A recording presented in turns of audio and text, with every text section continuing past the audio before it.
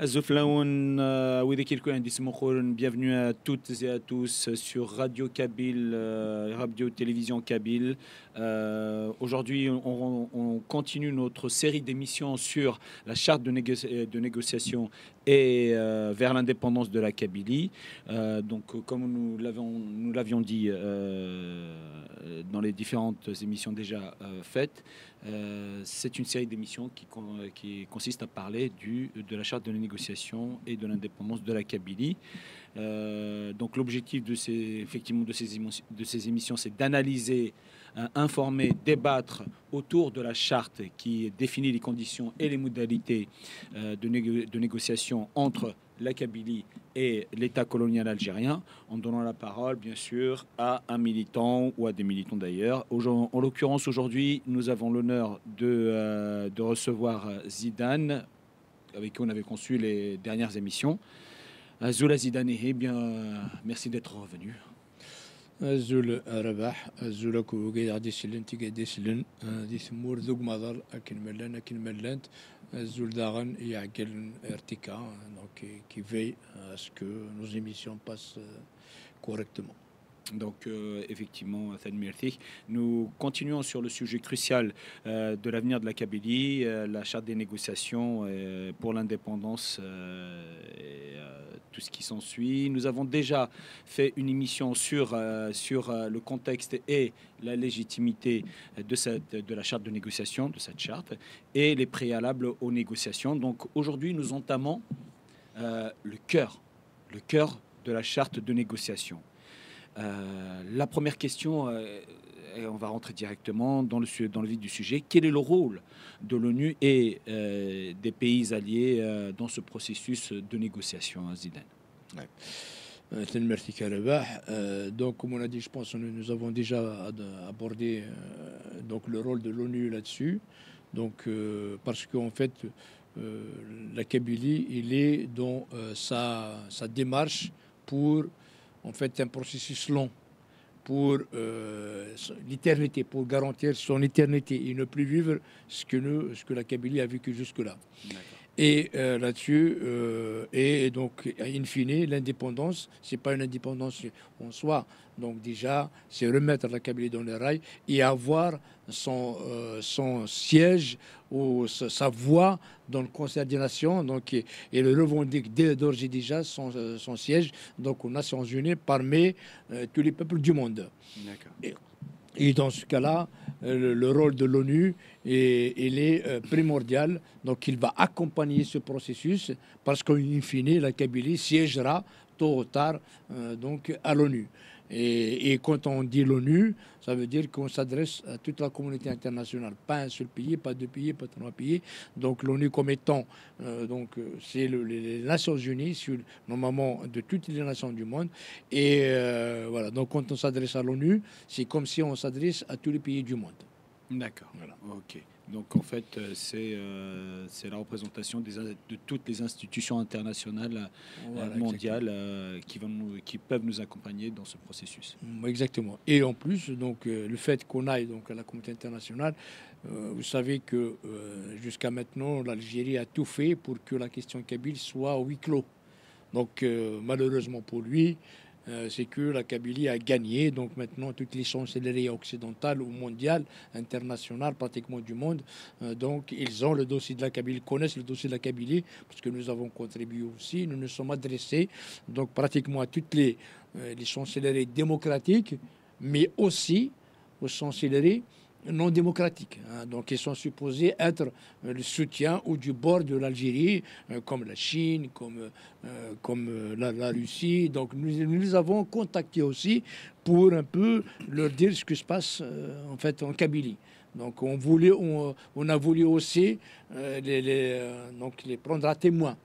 Voilà, qu'ils sachent ce qui se passe en Kabylie, même si ils sont déjà de mèche avec l'Algérie. Et voilà. Donc en fait, le fait que d'aller à l'ONU, si on veut sortir la Kabylie du huis clos, et parce que la question kabyle n'est plus une question algéro-algérienne, c'est une question internationale désormais. D'accord. Voilà. Et donc c'est pour ça que la participation de l'ONU à ce processus de négociation et après donc le référendum d'autodétermination, donc post-indépendance, c'est pour que la Kabylie rentre donc progressivement, voilà, et avoir son siège en tant que nation pleine et entière, donc dans le Conseil des Nations, voilà, aux Nations Unies. D'accord. Ce qui m'a marqué, Zidane, dans les différentes interventions au niveau de l'ONU, lorsqu'on se rend à l'ONU, c'est qu'effectivement, il y a beaucoup de peuples qui connaissent très bien les Kabyles et qui ont du respect envers les Kabyles au sein des institutions onusiennes. Et ça, c'est remarquable, ce qui n'existait pas auparavant. Ouais, donc, et il faut savoir que donc déjà quand on a été à l'examen universel, donc l'UPR aux Nations Unies, ainsi que donc nous avons remis un rapport. Et ce rapport a été envoyé pratiquement à toutes les missions permanentes du monde, hein, pas uniquement les démocratiques.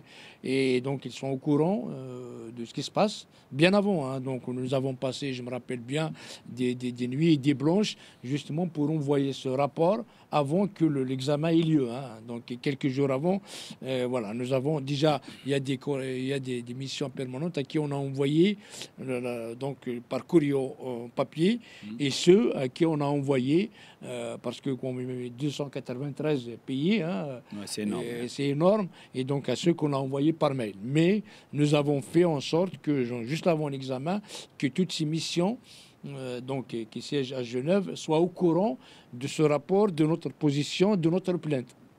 Et du coup, et donc c'était vraiment une réussite parce que pratiquement toutes les nations démocratiques ont condamné l'Algérie par rapport donc, à sa répression en Kabylie, notamment avec l'article 87 bis, la répression et tout ça. Donc tous les pays ont demandé par exemple l'abrogation de l'article 84 bis. 87 bis. 87 bis, pardon. Oui. Voilà, 87 bis, qui criminalise en fait l'acte politique ou l'acte militantique et surtout destiné à la Kabylie pour étouffer la Kabylie. Tout le monde le sait maintenant, hein, tout le monde le reconnaît. Et voilà, donc voilà, ceci explique pourquoi nous insistons à ce que dans ce processus de négociation, que l'ONU soit partie prenante, entre nous et la partie adverse, voire ennemie, du régime colonial algérien. D'accord, ok, merci. Quels pays alliés sont pressentis pour accompagner la Kabylie dans ce processus de négociation? Nous estimons, donc nous l'avons déjà revendiqué haut et fort dans pas mal d'émissions, dans toutes nos communications, que la Kabylie, vu ses valeurs intrinsèques, de paix, de justice, de démocratie, de laïcité, donc des valeurs universelles en général. Donc elle s'estime faire partie du monde libre, du monde démocratique. Et nous souhaitons à ce que tous les pays démocratiques s'allient avec la Kabylie. Mais nous préférons plutôt s'adresser à l'ONU. Maintenant, s'il y a des pays alliés qui s'expriment haut et fort, faisant partie prenante de cette démarche, donc ils sont les bienvenus. Et voilà, donc pour nous accompagner, pour accompagner la Kabylie, parce qu'on a besoin de leur voix, donc à l'ONU, au Conseil de sécurité par exemple, on a besoin de leur voix, mais à l'heure actuelle, donc nous n'avons pas une idée particulière donc sur quel pays allié. Mais nous voulons élargir un petit peu le spectre pour toucher tous les pays démocratiques qui doivent aider parce que c'est leur devoir, parce que nous sommes dans un processus qui respecte le droit international. C'est notre droit, c'est le droit des peuples à disposer d'eux-mêmes, c'est notre droit à l'autodétermination. Et du coup aussi, ce n'est que justice rendue au peuple kabyle qui a côtoyé toutes les civilisations anciennes. Voilà, il se trouve que donc il a côtoyé la civilisation grecque, la civilisation romaine, toutes les civilisations qui ont passé donc à travers l'humanité. Et il se trouve aujourd'hui donc au XXIe siècle, donc en 2025, encore colonisé par l'impérialisme arabo-islamique, en l'occurrence le régime algérien qui représente cette idéologie fasciste arabo-islamiste qui veut donc étouffer, éteindre, voire mettre un terme ou éradiquer l'existence de tout ce qu'on appelle Kabyle, donc en Afrique du Nord. D'accord, ok, merci. Et pour tout ça, donc, quel est le rôle de l'Union africaine et de l'Union européenne dans la mise en œuvre de cette charte? Déjà dans la constitution kabyle que nous avons élaborée il y a 2-3 ans de ça, nous avons donc la Kabylie s'est exprimée comme étant donc une nation, un peuple qui est dans son élément africain, dans ses éléments, c'est les éléments africains, amazigh, donc nord-africaine, méditerranéenne, et l'Union africaine a le devoir de participer à le devoir et probablement, je dirais, l'obligation, parce qu'il est en train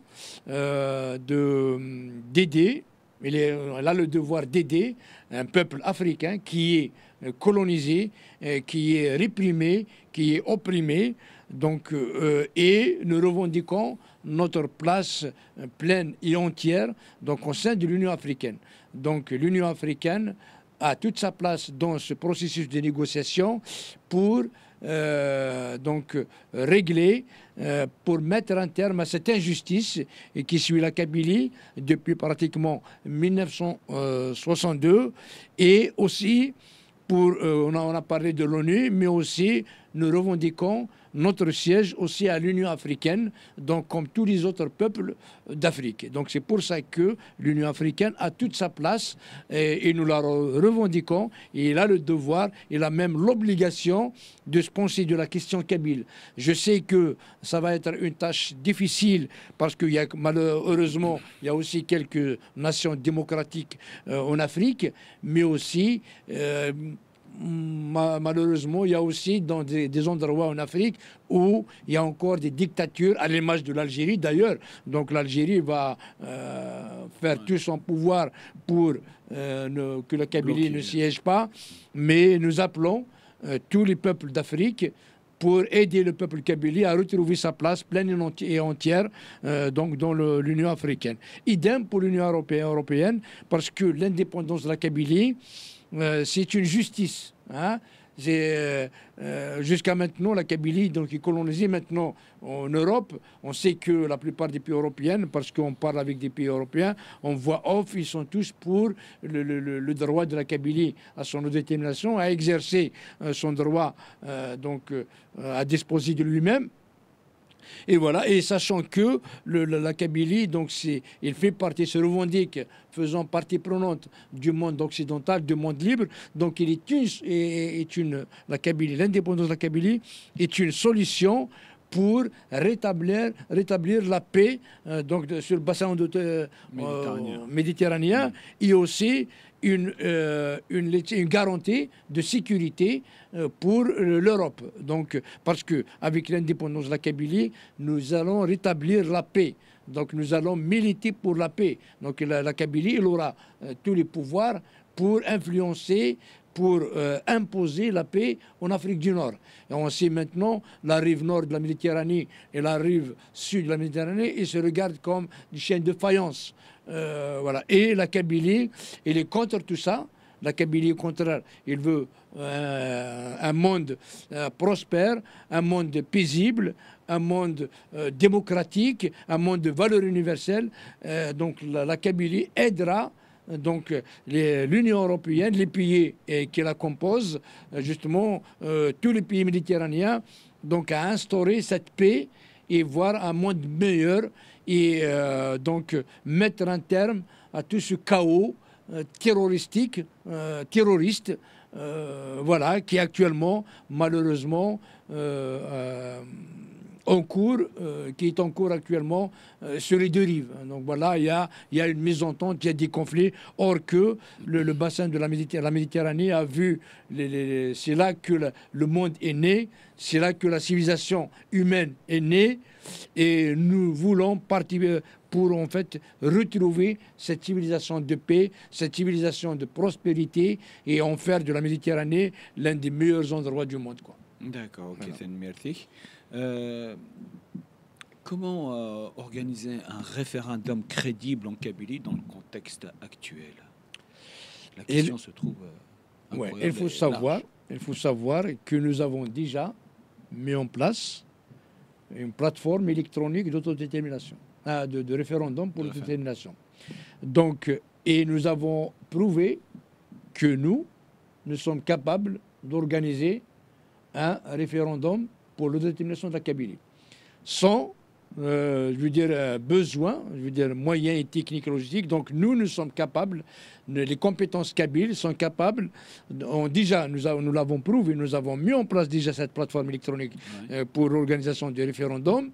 Et le travail, il est toujours dans des valises, donc il existe toujours, il est là, donc on peut le rouvrir à tout moment. Nous l'avons arrêté parce que, avec tout le contexte qui s'est passé en Algérie, nous ne voulons pas mettre en danger nos citoyens kabyles. Nos citoyens kabyles. D'accord. Mais donc le référent, la plateforme, il est toujours là et on pourra que l'améliorer. Mais au moins déjà, il est déjà là, donc on peut la remettre en marche quand on veut. Donc si les conditions le permettent, donc ça veut dire qu'il y a ces négociations qui s'ouvrent. Nous ne demandons pas d'autres peuples, parce que nous estimons aussi capables d'organiser un référendum nous-mêmes. Ce dont nous avons besoin, c'est de la paix, les conditions sécuritaires pour pouvoir l'organiser, dont nous avons parlé dans la première émission des préalables, dans la deuxième émission des préalables. Donc une fois ces préalables-là, ils sont là, nous sommes capables de remettre en marche donc cette plateforme électronique pour l'organisation du référendum d'autodétermination et permettre au peuple kabyle donc de voter en toute sérénité. Et nous sommes convaincus donc que le peuple kabyle votera en écrasante majorité pour son indépendance de la Kabylie. Donc probablement le contexte actuel qui est donc l'État terroriste algérien, donc le terrorisme judiciaire pratiqué par le régime colonial algérien envers la Kabylie, peut-être ne permet pas parce que les Kabyles ont peur et nous ne souhaitons pas mettre tous les Kabyles en prison. Donc c'est pour ça que nous cherchons avec d'autres, avec cette charte ou avec notre combat encore qui continue actuellement pour arriver à ces négociations et aussi mettre en place les conditions nécessaires requises pour organiser ce référendum. Bien sûr, nous l'avons déjà dit, donc c'est un référendum, nous sommes capables de l'organiser, nous avons déjà dans la charte mis pas mal de détails là-dessus. Mais on peut encore travailler là-dessus. En tout cas, ce référendum, techniquement, il est possible. Nous avons besoin des conditions sécuritaires. Et pour que ces conditions sécuritaires soient réunies, nous avons besoin donc, de la communauté internationale. C'est pour ça que nous avons voulu l'intervention de l'ONU, de l'Union africaine, l'Union européenne, les pays qui peuvent s'estimer être alliés ou bien pour notre cause, les pays démocratiques dans le monde. Donc, une fois toutes ces conditions là sont réunies, à ce moment-là, nous pouvons organiser ce référendum que nous avons déjà démontré au peuple kabyle, que nous sommes capables de le faire. D'accord, ok, merci. Et pourquoi le vote ne se tiendra qu'en Kabylie, kabylophone, et pas dans la diaspora, Parce que actuellement, il y a uniquement là, c'est pour garantir toujours, donc cette charte, elle a été organisée pour maximiser les conditions pour donc la réussite de ces négociations pour l'organisation, donc pour l'indépendance de la Kabylie. Et actuellement, la seule partie qui est encore homogène où le vote peut s'exprimer d'une façon authentique, c'est la Kabylie kabylophone. Si là, on parle kabyle, on tient à notre kabilité. Et il se trouve que des Kabyles comme toi, comme moi, qui ont immigré, voilà, on peut voter, mais on peut voter en Kabylie.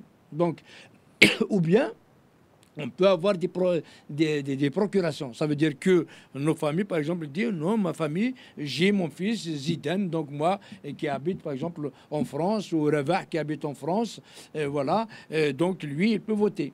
Donc c'est les Kabyles qui sont sur place, parce que tout Kabyle, un Kabyle qui n'a pas un tête d'earth, ainsi du ça, donc un village là où il est venu, Azroum, l'Arsh, pour nous, c'est pas un Kabyle.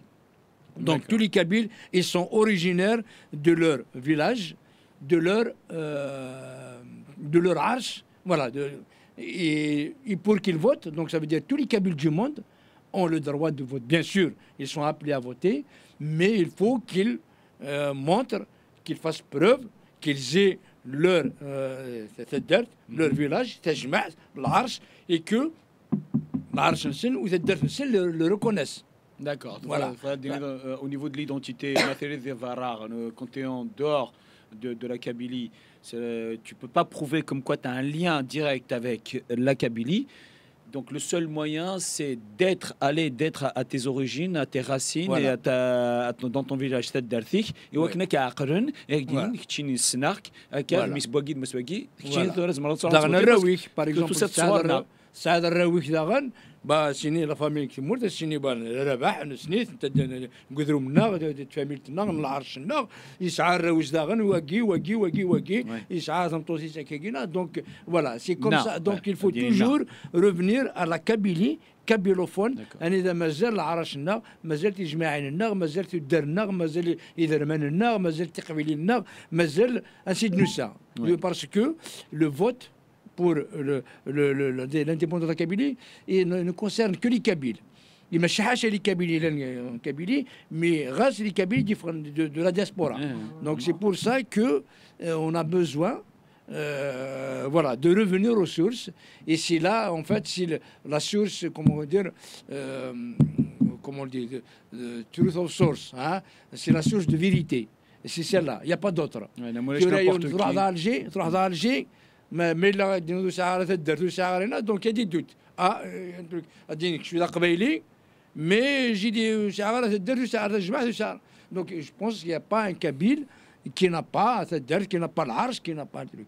Si tu n'as pas, donc ça veut dire que et pour l'instant, parce que là après une fois que la Kabylie est indépendante, après ça va être autre chose. On peut parler des Kabyles, des Arabes, d'autres nationalités qui veulent venir des Kabyles. Donc ça, c'est un projet. Mais la Kabylie, il gère. Donc il a géré, il sait qui est Kabyle, qui n'est pas, et qui est admis pour être Kabyle, qui n'est pas admis. Donc la Kabylie, il a une autorité à ce moment-là. Mais tant que nous n'avons pas d'autorité, donc il faut revenir à la vérité de la source. C'est s'il n'y a que ça qui peuvent voilà, dire que l'Aqbali est le droit ou pas pour voter pour l'indépendance de la Kabylie. D'accord, merci. Et comment donc cette charte prend-elle en compte la diaspora kabyle dans le processus de référendum? Oui, déjà, il y a un projet, à un moment donné, nous avons commencé à travailler dessus. Et travailler dessus, c'est ce qu'on appelle e-Kabylia. Et Kabylia, ça veut dire il va mettre, c'est un portail pour toute l'administration gouvernementale de la Kabylie. D'accord. Donc c'est un portail. Et là, à partir de là, donc vous pouvez faire tout, vos extraits de naissance, le registre d'état civil, la nationalité, les cartes d'identité, le passeport et tout ça. Donc ça, techniquement, nous avons déjà commencé à travailler dessus. Et aussi, nous avons aussi commencé à faire un recensement. Donc ça veut dire que quand on commence à rentrer dans ce processus de négociation, voilà, pour aller à lui, on peut relancer ce recensement.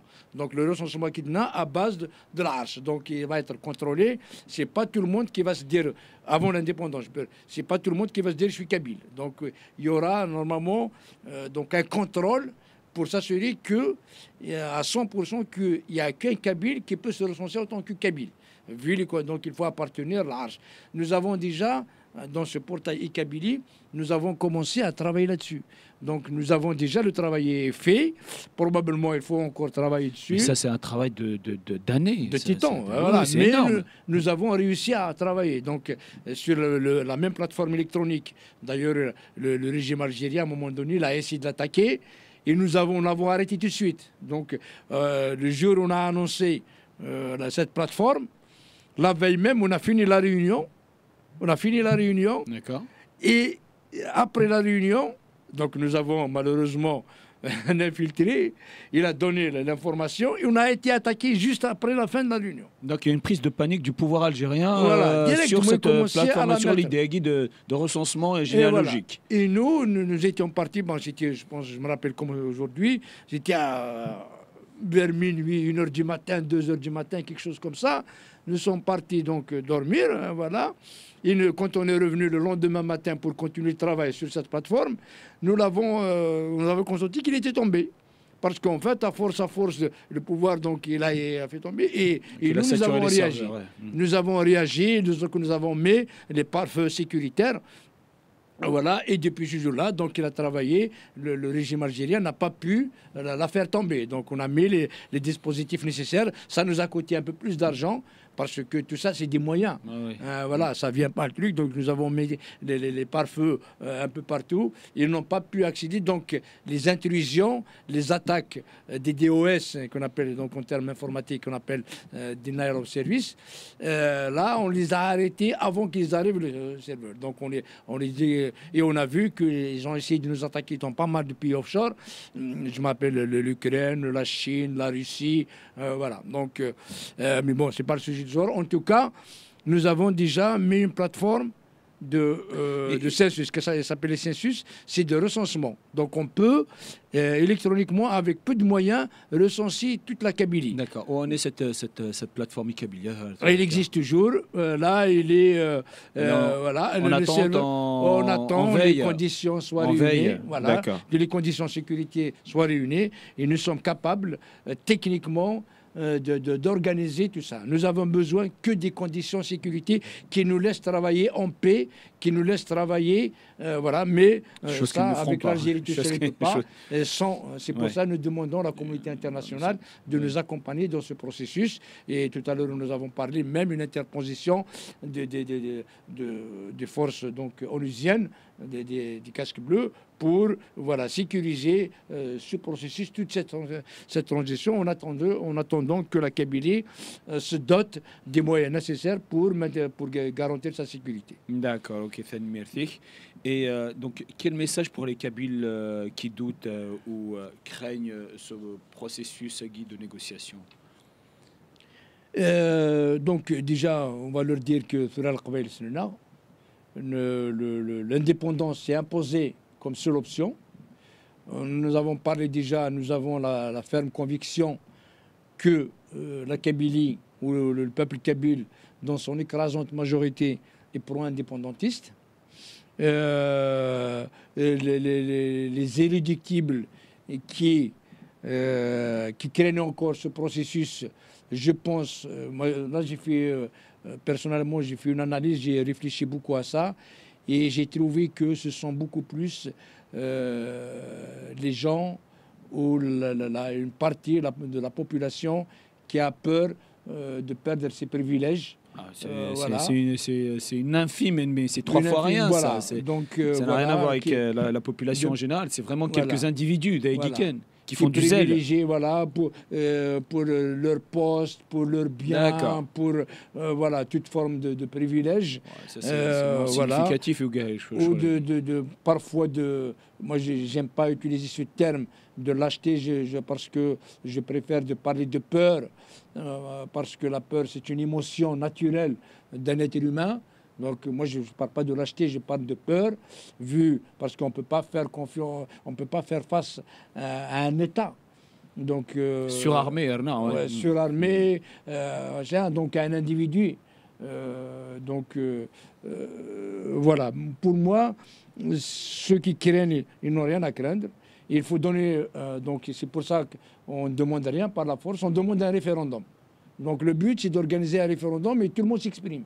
Donc, et pourquoi parce qu'on a peur pour nos privilèges, pour nos biens, notre personne, notre souci, voilà, empêcher le peuple kabyle qui veut aller vers son indépendance. Donc la Kabylie, intrinsèquement, elle est démocrate, tu vois, donc notre organisation administrative, sociologique, culturelle depuis la nuit des temps, on a toujours privilégié la laïcité, la démocratie, voilà. Et pourquoi maintenant il s'opposerait-elle à empêcher la partie qui se réclame indépendantiste d'organiser un référendum?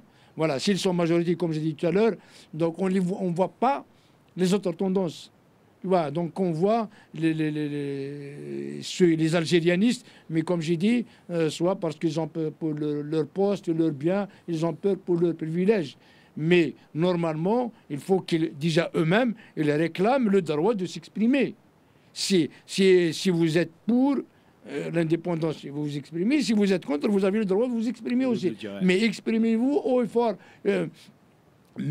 Organisez-vous en mouvement. Parce que actuellement, il n'y a que les mouvements indépendantistes qui s'expriment. Il n'y a pas d'autres. Donc, quand il n'y a pas d'autres mouvements, ça veut dire qu'il n'y a pas d'autres revendications.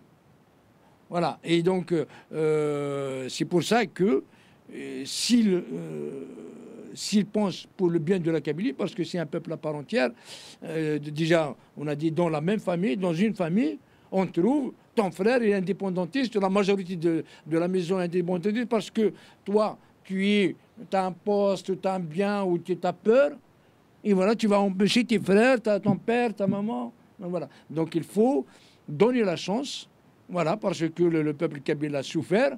C'est chaque 5 ans, chaque 10 ans, on a une tragédie, on a un génocide, on ne peut pas continuer comme ça. Donc il faut mettre un terme à ces exactions, à ces génocides, à cette colonisation. Et voilà. Et encore, nous avons opté pour une démarche pacifique, civilisationnelle, de droit, parce que, in fine, nous revendiquons que notre droit. Absolument. Nous voulons rester nous-mêmes, nous voulons exercer notre droit à disposer de nous-mêmes, notre droit à s'autodéterminer. Donc on ne demande rien d'autre.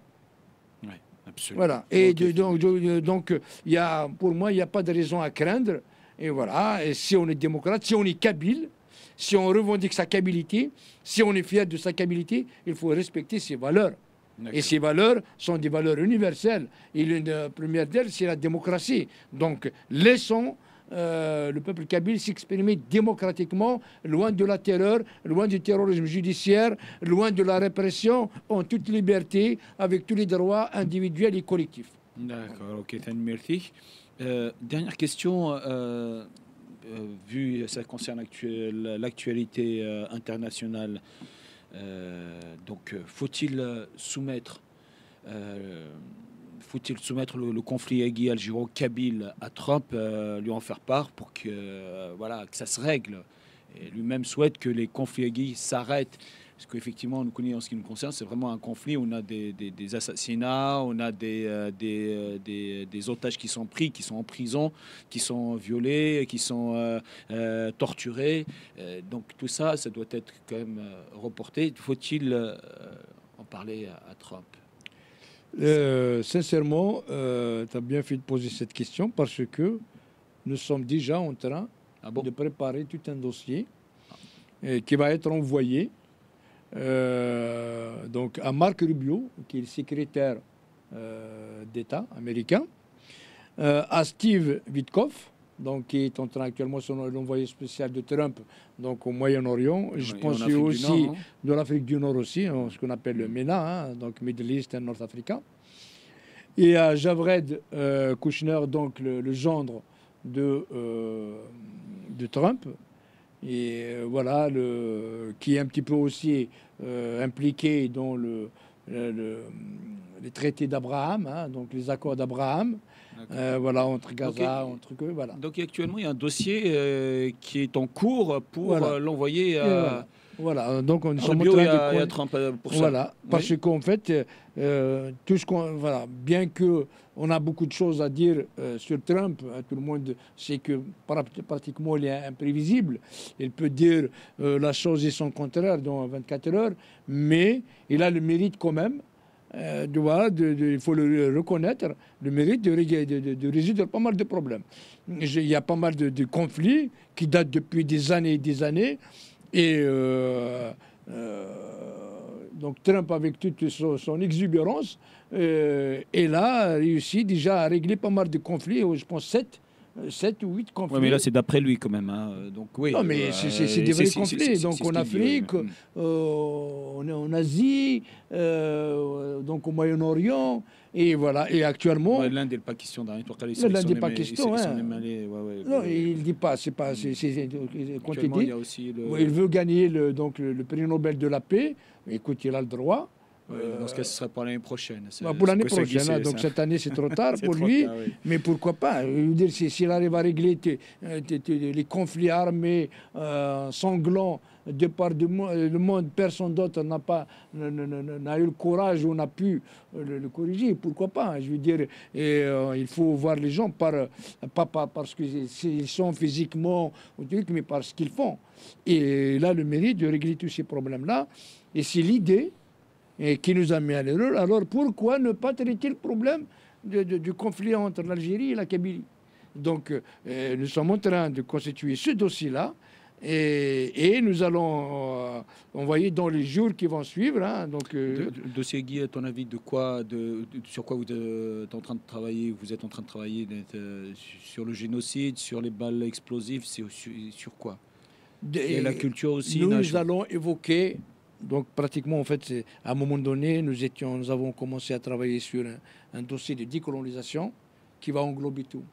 Ça veut dire toutes les violations des droits humains, les crimes de guerre, les crimes contre l'humanité, les génocides et aussi le droit du peuple kabyle à son détermination. Donc nous avons, donc il n'y a pas un dossier, il n'y a pas de dossier, c'est un gros dossier.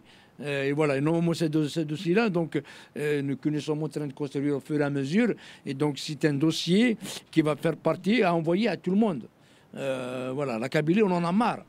Et voilà. Et pourquoi pas, si Donald Trump... Le conflit algéro-kabyle, il y en a marre. Il y en a marre. Ouais. Il y en a marre. Voilà, donc c'est pour ça que l'Algérie a tout fait pour le faire taire, mais jamais, jamais on pourra, voilà, on va les laisser tomber. Donc on va faire, on sait qu'il y a pas mal de militants condamnés à mort, mais ils continuent. Ils savent qu'ils risquent la prison et risquent la déchéance de la nationalité et tout ça, mais ils continuent parce que c'est un problème de fond, c'est un problème de dignité. Nous n'avons marre d'être humiliés parce que chaque jour qui passe actuellement, chaque jour que Dieu fait, c'est une humiliation pour la Kabylie, le peuple kabyle. Donc tout ça, c'est un dossier énorme qui s'agrandit de jour en jour, avec toutes les exactions que fait donc le régime algérien donc, contre la Kabylie. Et tout ça donc, va être mis donc, à ce quatuor. Donc Marc Rubio, Steve Witkoff, Jared Kushner, Donald Trump, voilà, pour dire voilà, s'il vous plaît, il faut aussi se pencher sur le dossier de la Kabylie.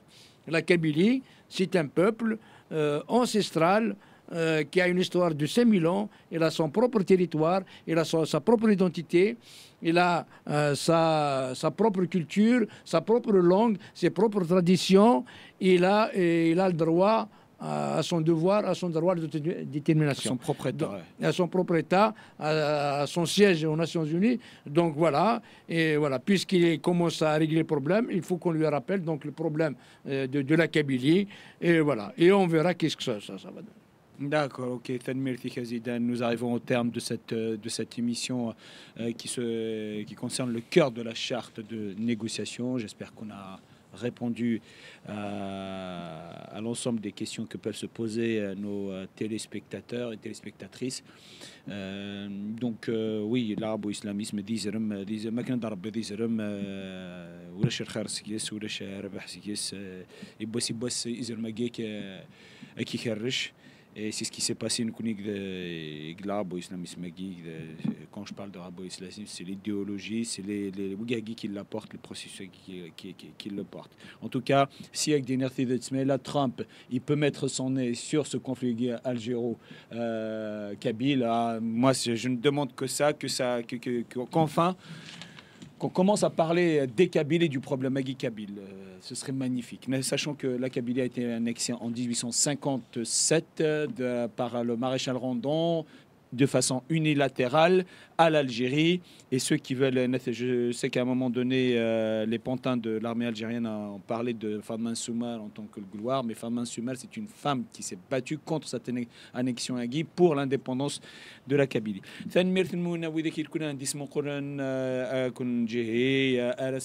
Et bien sûr, comme d'habitude, nous avons une pensée extrêmement forte à nos prisonniers, les familles, les condamnés à mort qui sont injustement condamnés à mort. Nous dénonçons fortement leurs conditions de vie, leurs conditions de séquestration et le fait qu'ils soient otages dans les geôles, les prisons du régime colonial algérien. N'oubliez pas de vous abonner à Radio-Télévision Kabyle. Merci bien, à la prochaine fois.